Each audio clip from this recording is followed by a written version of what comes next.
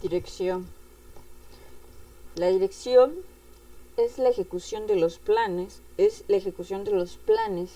de acuerdo con la estructura organizacional mediante la cual se guían los esfuerzos del grupo social a través de la motivación, la comunicación y el ejercicio de liderazgo. Si bien es cierto, este es parte del proceso administrativo. Tenemos el proceso de dirección, primeramente comprende una serie de elementos como la toma de decisiones, la comunicación, la motivación y el liderazgo. Mediante la toma de decisiones se elige la alternativa óptima para lograr los objetivos de la organización. A través de la comunicación se transmite y recibe la información necesaria para ejecutar las decisiones, planes y actividades al personal y a los diferentes niveles departamentales de la empresa. Con la motivación se obtiene que los comportamientos, las actitudes y conductas del personal para que estos trabajen de forma eficiente y de acuerdo con los objetivos de la empresa. Por último, el liderazgo se utiliza para influir, guiar o dirigir a un grupo de personas hacia el logro de la misión de la empresa. Desde el liderazgo se incluye lo que es el poder, la autoridad, la supervisión, la delegación y el mando. La importancia de la organización implica dirigir todas las etapas del proceso administrativo, y el éxito de cualquier empresa se deriva en gran parte a que ésta sea dada de una forma acertada.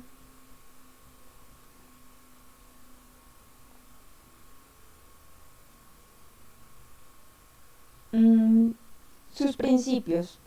Los principios son 5. El de resolución de conflictos. Los problemas deben resolverse justamente cuando aparecen, ya que el no hacerlo origina que se puedan ocasionar más conflictos que se magnifiquen y después sean irresolubles. Por ejemplo, si tomamos la parte de la organización y con esto, de la dirección, perdón, con esto no me quiero meter en problemas con nadie. Pero, por ejemplo, tenemos la resolución de un conflicto. A mi parecer, sin yo ser del área de políticas, ¿cuál sería? Teníamos un conflicto, no tenemos buen sistema de salud a nivel nacional. Bueno, si los grandes países no tienen, imagínense un país como el nuestro, complicado. Entonces, ¿qué teníamos que haber hecho? Sencillamente cerrar fronteras. Que supuestamente no se cerraron las fronteras por el hecho de que iba a impactar la economía y no iba a entrar turismo. Aún así, muchas de las personas que estaban varadas no pudieron entrar y no pudieron ocasionar una derrama económica. Otra, si estas personas traían un virus, el impacto de lo que puedan traer en cuanto a recursos es minúsculo comparado con la cantidad de dinero que se requiere para poder solventar los gastos médicos dependiendo de la cantidad de enfermos que se puedan tener, considerando que realmente es minúscula lo que realmente tenemos. Entonces, ¿qué termina pasando? Pues se magnifica un problema y después se nos puede volver irresoluble, puesto que ya ingresan muchas personas, no se ha tomado como la decisión, se tomó un poco tardío, hasta el momento parece que todo se mantiene, pero aun cuando digan que desde enero ya se tenía previstas acciones, si hubiera sido desde enero, creo que muchas situaciones se hubieran anulado. Por ejemplo, a lo mejor las escuelas que iniciaban semestre en el mes de febrero no hubiesen iniciado y hubiesen pospuesto eso a manera de evitar contagios. Pero bueno. Principio número 2, aprovechamiento del conflicto. Los conflictos y obstáculos deben visualizarse como oportunidades, ya que esto nos obligan a los directivos a pensar en soluciones y nuevas estrategias. Como vimos, esta situación que estamos pasando llevó a que las instituciones educativas de los diferentes niveles, pero sobre todo en el nivel universitario, se enfocara en el uso de plataformas digitales. Tuvieron que proponer nuevas estrategias, cómo reunir a las personas. Por ejemplo, en algunas instituciones nos llamaron, fuimos a un curso, a otros más no pudieron ir por cuestiones laborales o por lo que haya sido, y sencillamente nos compartieron lo que es un video. Y de esa manera pues se aprovecha el conflicto, los alumnos aprenden a manejar plataformas, nosotros también nos adaptamos a ese sistema y posiblemente esto los lleve a las instituciones educativas a postularse desde los dos puntos, la escolarizada y la versión en línea. Punto número 3, impersonalidad de mando. Cuando un directivo o jefe emita una orden, es necesario que explique a los colaboradores que ésta surge por una necesidad de la empresa. En otras palabras, no debe existir prepotencia ni abuso de autoridad. Este es una de las cosas que muchas veces hemos visto en las instituciones de los diferentes modos públicos, privados. Las personas tienen de repente prepotencias, abusos de autoridad, no explican las razones por las que se tiene que hacer una actividad, y termina pasando a veces que hasta el colaborador se equivoca por obedecer y aún así la culpa se le echa al subordinado. Entonces, no. Punto número 4, la coordinación de intereses. Los objetivos de todas las áreas deben relacionarse para lograr la misión y la visión de la empresa, de tal forma que todos los miembros de la empresa encuentren en el logro de los objetivos la satisfacción de sus objetivos individuales y un sentido de vida en su trabajo. Lo peor que podemos tener es un empleado que esté ahí solamente por el sueldo. Obviamente, sí existe esa necesidad, por eso está en la empresa, pero también si sus intereses de aprender, sus intereses de crecer dentro de la empresa no están dentro de esa dinámica, no tiene prestaciones, esa persona no va a estar en la coordinación de intereses, sencillamente va a estar por estar, pero va a medio trabajar con tal de ganar. Y a lo mejor en cualquier momento, a lo mejor nosotros lo estamos educando, formando, forjando para ser el nuevo gerente, pero realmente no le convence. A lo mejor sí recibe la capacitación, pero al culmino de la capacitación se retire y nos deje con un tiempo invertido, con dinero invertido en él, y pues no estaba en la coordinación de intereses para con la empresa. Punto número 5, de la vía jerárquica. Es indispensable respetar los niveles jerárquicos establecidos en la estructura formal, ya lo vimos anteriormente, de tal manera que al emitir una orden sea transmitida a través de las líneas de comunicación definidas en la organización. De lo contrario surgen conflictos, fugas de responsabilidad y debilitamiento de autoridad. Entonces, en este punto hay que ser muy precisos. Si tú ya le otorgaste, por ejemplo, si un contador emite algunas actividades, tiene un auxiliar, pero al final es quien lo firma, quien lo revisó y quien lo firma, tiene que asumir la responsabilidad. Muchas veces pasan las empresas que despiden al auxiliar, pero el auxiliar pues es un auxiliar y ok, si tiene que hacer su trabajo bien, pero pues el otro no significa que no tenga que hacer su trabajo, que es revisar de forma minuciosa los papeles y no confiarse que ese operativo lo hizo bien. Pues no porque no tenga la capacidad, sencillamente porque pues también es un humano y se puede equivocar.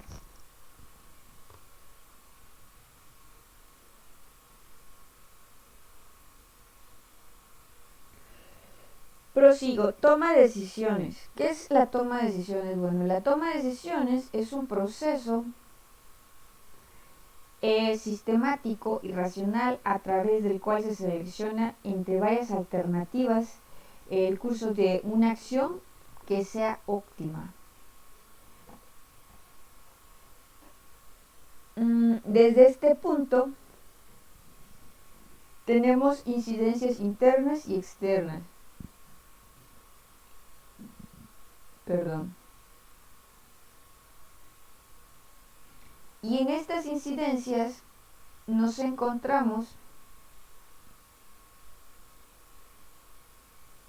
primeramente con utilidades, con producto, con el personal.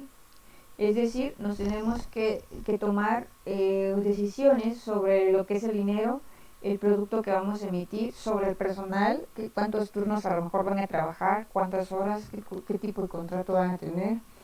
Las incidencias externas van a ser hacia los proveedores. De acuerdo a la toma de decisión que tomemos, si aceptamos incrementar la oferta de un producto, puesto que alguien por ahí nos dijo que hay que mover esa sección, podemos tener problemas si a nosotros no nos comunicamos con el proveedor y le preguntamos si tiene la capacidad de cubrirnos con un material diferente.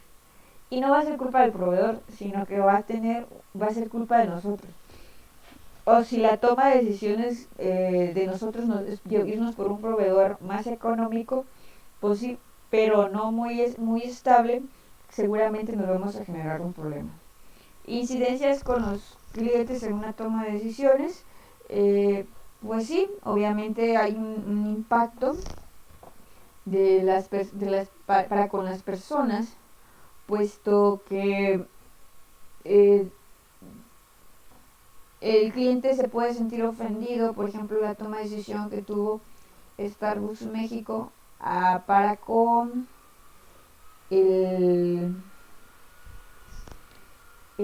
para con sus trabajadores.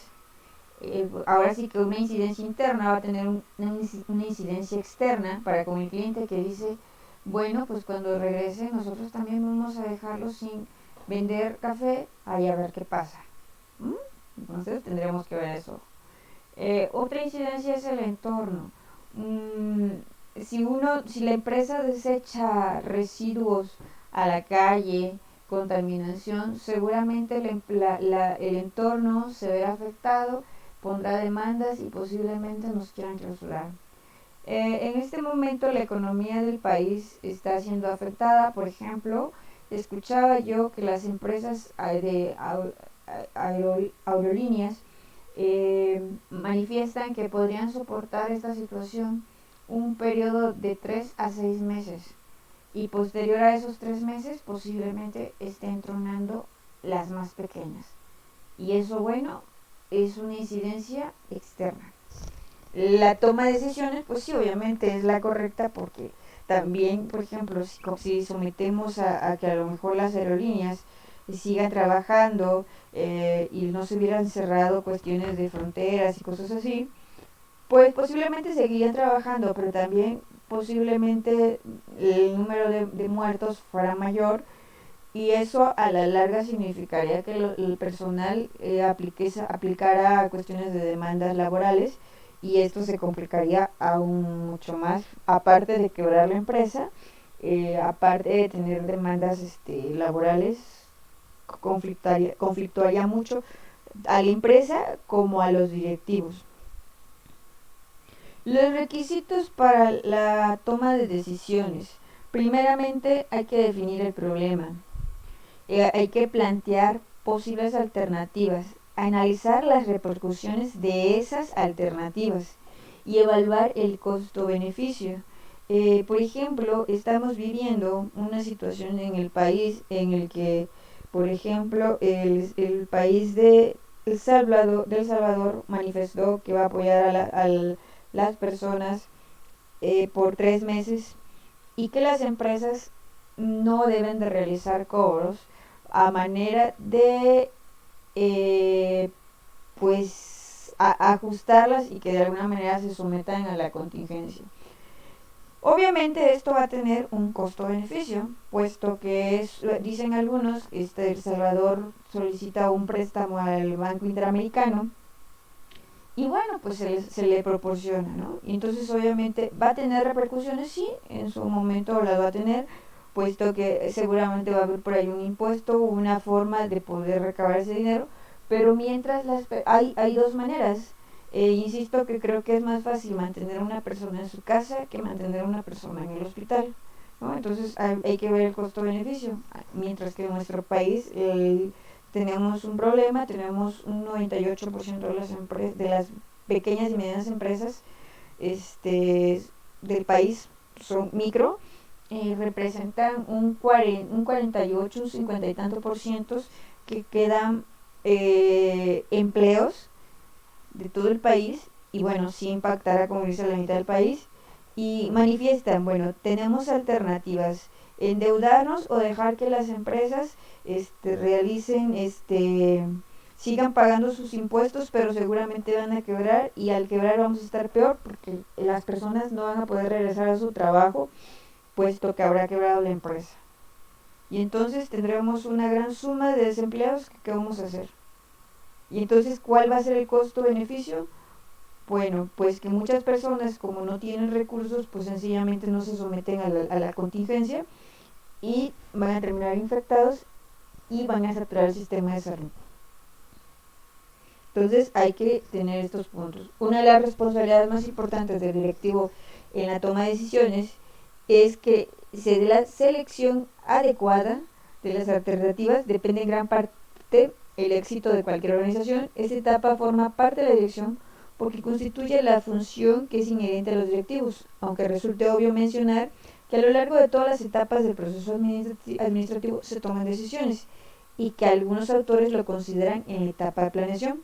Pero bueno, al final de cuentas la toma de decisiones está dentro del proceso. Etapas del proceso de toma de decisiones. El proceso lógico y racional de la toma de decisiones se efectúa a través de los siguientes pasos. Primeramente, la definición del problema, la determinación de las alternativas, la selección y evaluación de las alternativas. Normalmente le damos una ponderación, es decir, una calificación. ¿Cuál es cuál nos va a ocasionar mayor o menor riesgo? La implantación de dicha alternativa. Hay que evaluar los resultados, pongámosle a un mes que dijimos que vamos a tener una toma de decisión para incrementar las ventas en un 10%. Hay que analizar si se incrementó o solamente nos está generando costos, pero bueno, a lo mejor todavía está en proceso de que lo adopten los consumidores. Y luego, bueno, evaluamos los resultados, no funcionó, bueno, hay que volver a definir el problema o replantear las alternativas que habíamos propuesto. La toma de decisiones se da en 3 puntos. Primeramente, de una correcta definición del problema depende del planteamiento de las alternativas adecuadas de solución. Hay que tener mucho en cuenta esto, puesto que a veces no queremos como decir bien cuál es el problema, o lo decimos de manera muy superficial, y obviamente las alternativas van a ser de esa misma forma. Algunos lineamientos para identificar el problema es basarse en información completa, fidedigna y oportuna, como son la estadística, los informes, las proyecciones. No confundir el problema con las causas ni con los efectos. Hay que aplicar técnicas para definir las causas, hay que definir parámetros, variables y restricciones. Algunas técnicas para definir los problemas correctamente son las tormentas, las lluvias de idea, el pronóstico de Delfos, los diagramas de Chicago. También pueden ser cuestionarios, dependiendo de cómo se nos facilite. Una vez que se han detectado las causas del problema, es posible plantear las alternativas de solución óptima, que es aquella que se enfoca en solucionar las causas que originan el problema o la situación que se desea resolver. Por ejemplo, el punto número 1 es la definición del problema. 2, la determinación y evaluación de alternativas para llegar a la implantación. Entonces, en la determinación y selección de alternativas, cuando se ha identificado ya varias alternativas, se elige la óptima, de acuerdo con el costo-beneficio. Puede ser que tengamos por ahí, el país ha tomado algunas decisiones a veces extremas. Por ejemplo, mencionaba la vez pasada, el canciller indicaron que la manera de eliminar situaciones de huachicoleo era mediante el uso y la entrega del producto mediante pipas y cancelando los ductos. Bueno, ocasionaron problemas sociales, de vialidad, ocasionaron hasta accidentes, el canciller se va a Estados Unidos a comprar dichas pipas, pero sin tomar consideraciones como cuáles son las características que tendrían que tener estas para poder ser útiles al servicio para el que se va a ocupar. Bueno, pues al final fue como que hubieran ido al mercado a comprar un kilo de manzanas y muchas veces no sabemos comprar las manzanas y traemos unas que están verdes o que la verdad es que estaban podridas. Bueno, pues eso pasó. Compraron algunas pipas, como 200 me parece, y resulta que no cumplía con las especificaciones. ¿Qué hizo el país? Bueno, se le ocurrió algo bien simple, cambiar la ley. Y les dices, bueno, ok, está bien. No es una forma muy amable, muy correcta, puesto que a la larga de alguna manera tiene un costo-beneficio. En algunas situaciones se tiene que forzar a hacer la licitación para poder tener lo que se necesita y que estén los encargados. Posiblemente pues el canciller no sabía muchos criterios a considerar. Los resultados de cada alternativa deben ser evaluados con relación a los resultados esperados y los posibles efectos. Bueno, ¿qué pasó? El huachicoleo, hasta donde yo sé, sigue existiendo, no se ha acabado. Las pipas están paradas y entonces tenemos un costo-beneficio pues muy malo, porque pues creo que sirven de decoración o no sé, estas pipas. Es conveniente que al elegir la alternativa óptima se minimicen los riesgos, estableciendo estrategias alternas para el caso de que la alternativa elegida no resulte de acuerdo con lo planteado.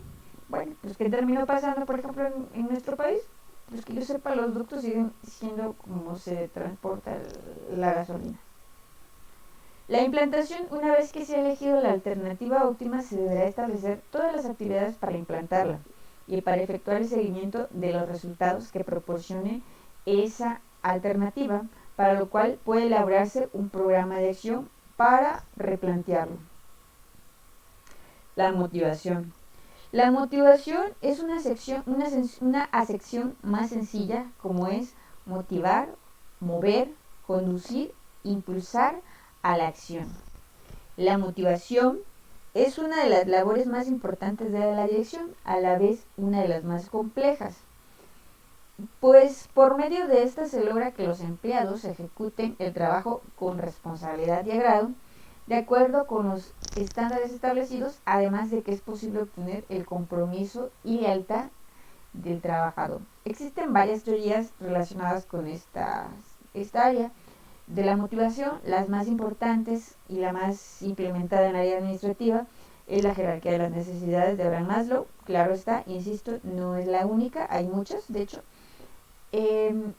Hay las de reforzamiento, hay las de las dos dimensiones. Bueno, son suficientes, al menos unas 10 sí son. Bueno, entonces, dentro de la jerarquía de las necesidades, Maslow plantea en 1940 más o menos, que en las básicas, que está perdón, está al revés acá, pero bueno, la base debería estar las fisiológicas, aquellas que surgen de la naturaleza física del ser humano. Como es la necesidad de alimentarnos, de tener una vivienda para protegernos de la lluvia, tenemos necesidades de protegernos, de comer, necesidades tan básicas como bañarse y defecar. Estas necesidades se satisfacen a través del sueldo y las prestaciones que nos permite pues cubrir el alimento, la vivienda, el vestido. Luego tenemos la seguridad. Como su nombre lo indica, se refiere a la necesidad de no sentirnos amenazados, es decir, a tener un empleo estable. Cuando al empleado le garantizas que tiene un contrato, pues a lo mejor y no está del todo contento porque sabe que ese contrato va a culminar, pero al menos está consciente de que va a tener trabajo un año y que en ese año tiene que aprovechar para hacer muy bien las cosas y que ese contrato se prolongue por otro año más. Luego tiene el de amor o pertenencia, que es la necesidad de sentirnos amados, de pertenecer a un grupo de amigos o compañeros, Es una necesidad afectiva por estar o compartir con las demás personas. El reconocimiento, la necesidad de confianza en sí mismo, el deseo de fuerza, de logro, de competencia y la necesidad de estimación ajena, que se manifiesta en forma de reputación al considerar, bueno, ese maestro, ese administrador, ese politólogo es de los mejores, el prestigio, el reconocimiento, la atención y la importancia. Y en la parte de crecimiento tenemos lo que es autorrealización. Esto no afecta realmente la jerarquía de las necesidades, pero habitualmente esto al momento de hacerlo, bueno, me equivoqué, tendría que estar en la parte de la cima, puesto que se supone que la persona al tener satisfechas sus necesidades fisiológicas, seguridad, amor y pertenencia y reconocimiento, aspira a llegar a la cima ahora sí que de la pirámide. Entonces la autorrealización es el deseo que tenemos los seres humanos de realizarnos por medios del desarrollo de nuestra potencialidad. Por ejemplo, tenemos un deportista, ese deportista, ¿qué es lo que quiere? Estar haciendo actividades y quiere autorrealizarse, ganar campeonatos, medallas por algunas actividades, y más allá de lo que le puedan pagar es el saber que su esfuerzo valió la pena. Estas necesidades satisfacen a partir, ahora sí que de la parte básica, en el orden que se han enumerado, que las he mencionado.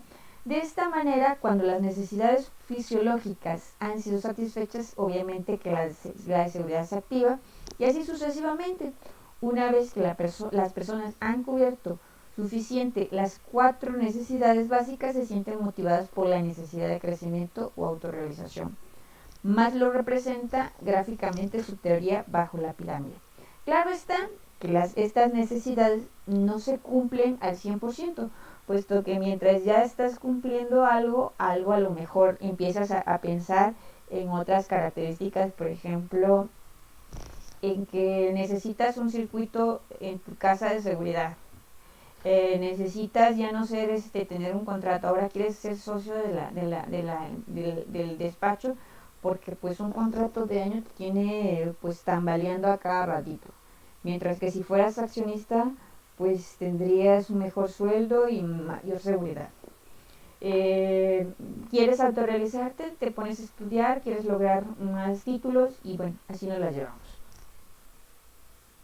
La comunicación. Bueno, la comunicación pues es un proceso a través del cual se transmite y recibe información.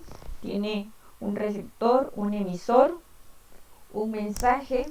Ese mensaje se codifica y se le da una retroalimentación y así sucesivamente. Claro está, dentro del proceso de la comunicación nos encontramos con factores como es el ruido, y esto nos lleva a que a lo mejor la información no sea comprendida.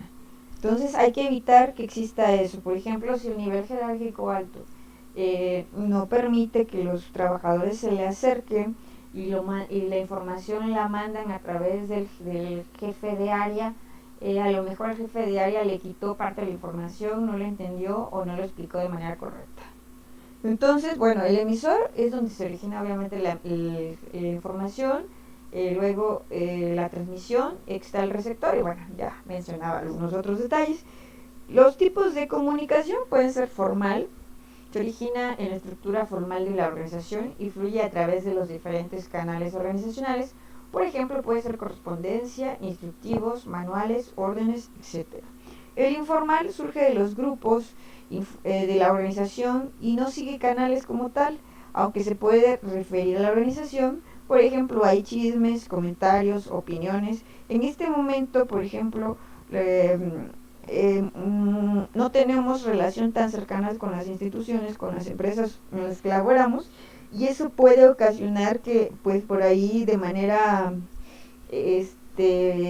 diferente, grupos o cosas así, empiecen los comentarios, ¿no? Que si va a haber despidos o qué va a suceder. Este tipo de comunicación es de importancia, ya que por su carácter no formal puede llegar a influir más que la comunicación formal e incluso ir en contra de esta. pero es conveniente lograr que los canales de comunicación se apoyen en las redes informales, pero no para hacer más daño, sino para componer las cosas. La comunicación es lo que les comentaba, puede ser vertical, que es decir, sucede cuando la comunicación fluye de un nivel administrativo superior a uno inferior, por ejemplo, al auxiliar, o viceversa, quejas, reportes, sugerencias, órdenes, instrucciones, etc. El horizontal es la que prevalece en niveles jerárquicos semejantes, mediante memorandos, circulares, juntas, etc. Verbal se transmite abiertamente mediante la emisión de una voz. La escrita mediante material escrito o gráfico. La no verbal se refiere a actitudes que de repente tenemos, como no dar la mano, la gesticulación a lo mejor de que algo me molestó, el fruncir la ceja, y comportamientos que no se expresan directamente durante la comunicación hablada o escrita.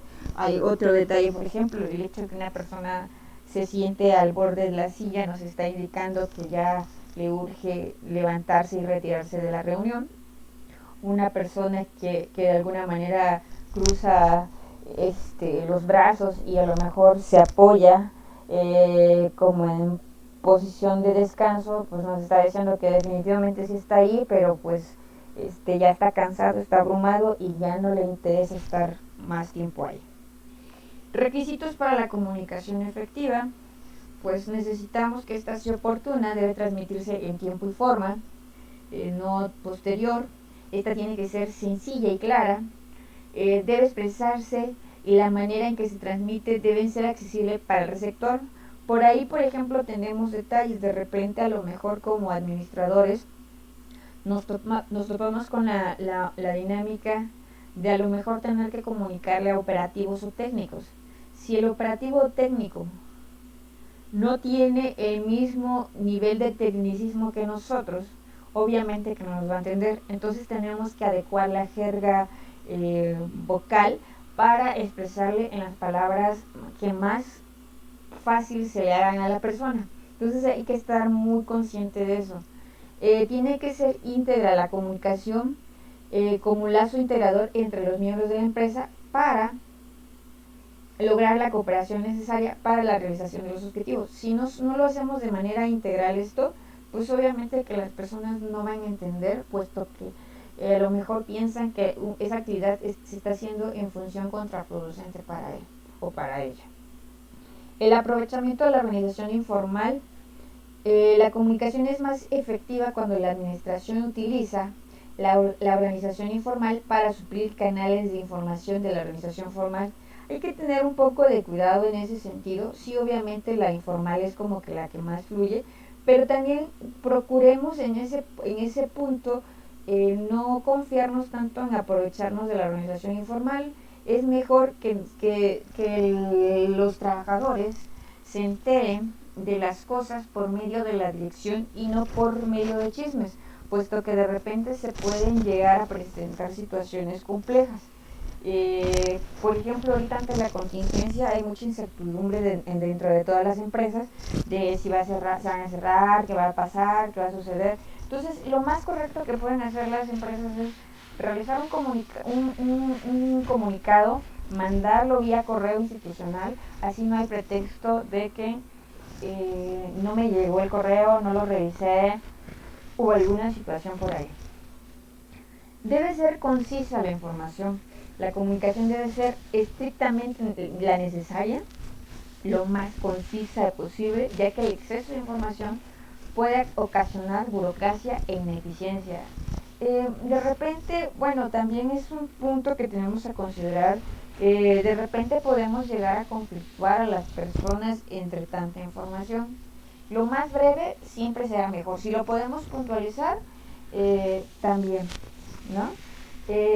La difusión, de preferencia toda la comunicación formal de la empresa debe ser por escrita, que es lo que les mencionaba, difundirse a través de los canales estrictamente necesarios, evitando papel repetitivo. Normalmente y se ocupa lo que es el correo electrónico, a manera de que no existan problemáticas, es procurar que las instituciones aporten a su personal un correo institucional, a manera de no entrar en la dinámica que a lo mejor se le colocó un carácter carácter diferente al correo y nunca llegó al destinatario. Y bueno, últimamente estamos en la dinámica del aprovechamiento de la organización informal, que es lo que mencionaba, en el sentido de que se ocupan grupos de WhatsApp. Y bueno, no está mal, pero sí llega a ser cansado para el trabajador tener como el WhatsApp de su vida personal y que ahí mismo de repente empiecen a llegar las notificaciones de trabajo y es un poco complicado. Entonces no hay que aprovecharse tanto de la organización informal. La credibilidad debe ser veraz y confiable para garantizar la credibilidad. Si la emite la institución, no tiene por qué haber dos direcciones o dos que digan, no, pues es que esto emitió y después emitió esto. Tiene que ser muy confiable. No es como que a lo mejor sí, a lo mejor no, o a lo mejor te avisamos. La autoridad.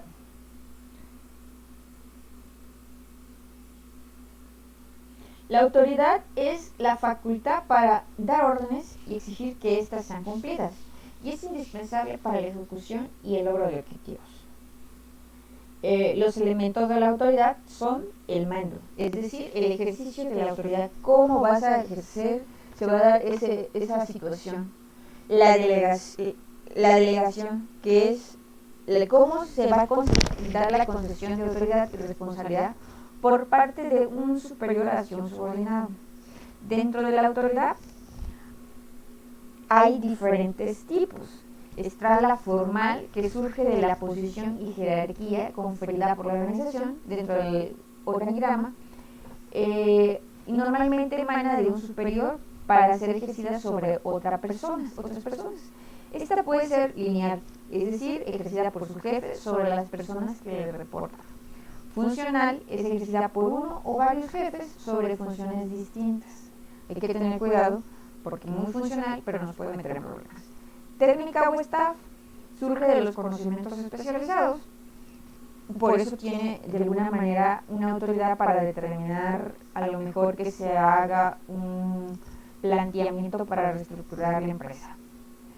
Personal proviene del carisma y la personalidad de la gente. Pero bueno, esta parte ya nos está llevando al liderazgo. El mando se asume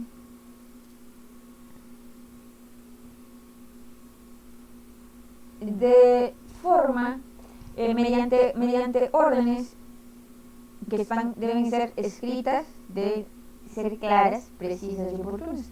Si no las damos de esa manera, pues obviamente el personal va a cometer errores, pero también nosotros tenemos que asumir que si no hicimos estos 4 puntos, pues sencillamente somos malos mandando, puesto que no vamos a obtener resultados.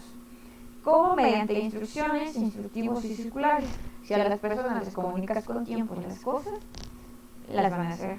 Si las personas tienen una guía, que es lo que les decía, nos han dado algunos, tanto el curso físico, pero nos han mandado el video de cómo realizar toda la actividad, pues bueno, entre lo que pusiste atención y si algo se te va, preguntas, te dicen, te puedes comunicar, bueno, eso ayuda bastante, ¿no? Y a manera de que como que lo entendiéramos muy bien, eso nos lo hicieron llegar mediante un escrito con instructivos, circulares, de manera constante. La delegación es hacer a través de otros. Es decir, yo tengo que hacer, que entregar informes contables, pero en este punto es darle esa actividad a otra persona con la autoridad y responsabilidad para tomar y ejecutar decisiones. Entre algunas de las ventajas de esto es que de alguna manera el ejecutivo, el gerente, puede dedicarse a otras funciones, en tanto delega las funciones, por ejemplo, detalladas y rutinarias. Por ejemplo, se necesita pedir cotizaciones, que lo haga el auxiliar. Se necesita realizar unos pagos, que lo realice el auxiliar. Se necesita algo contable. Bueno, ¿sabes qué se va a hacer? Porque a lo mejor se va a enfocar en realizar la declaración en el portal del SAT o algo más preciso. Entonces, eso es como las ventajas. Al delegar es necesario delimitar claramente la autoridad y responsabilidad que se le está dando al personal. Tampoco se vale que como ya delegamos no observemos lo que están haciendo nuestros colaboradores. Preferentemente debe ser esta autoridad y esta responsabilidad por escrita a fin de evitar conflictos, duplicidad de funciones, fuga de autoridad, etc. Se debe de capacitar al personal en quien se va a delegar, si no obviamente que le estás pidiendo a alguien que haga tu trabajo y si esa persona no lo sabe hacer, nos vamos